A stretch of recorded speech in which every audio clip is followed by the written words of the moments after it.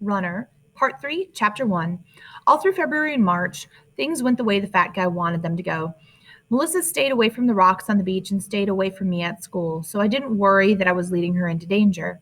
I picked up the regular packages and brought them to the locker room in the regular way. The red packages, which came almost every Saturday morning, still spooked me.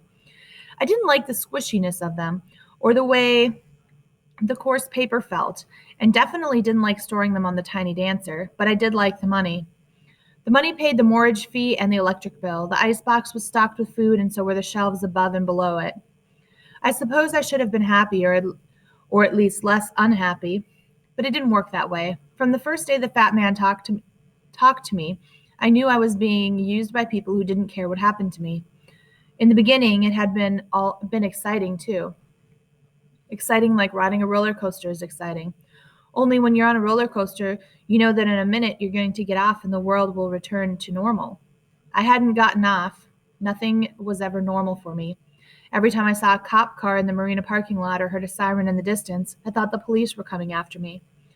Twice I ran into Jeff Krieger. Both times he made a point of asking about my job. It's great, I said both times. A lot better than washing dishes, a lot better. He laughed and wished me luck. But once he was gone, a sick feeling would come over me because I knew it wasn't better. It wasn't better at all. We might have been able to make it, my dad and me, if I'd stayed at Ray's. When he lost his job, I thought the only money we would have would be the money I earned. But it hadn't turned out that way. People on the marina know one another. Once the word got out that my dad needed work, men had hired him to help scrape paint or clean up their boats. It wasn't steady work, but it was work. By pooling the money he made doing those odd jobs with my paycheck from Ray's, we might have had enough, especially if we had hit up the food bank more often. Sometimes when I was running, I'd think about how things might have turned out if I'd kept washing dishes. Instead of chasing Melissa away, I'd have been able to hang out with her.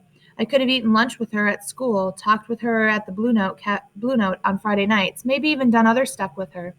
Then I'd give myself a shake. Who was I kidding? If I were still working at Ray's, I'd have no extra money in my pocket to do anything with anybody. Besides, Melissa lived in a different world. There was no way I was ever getting in.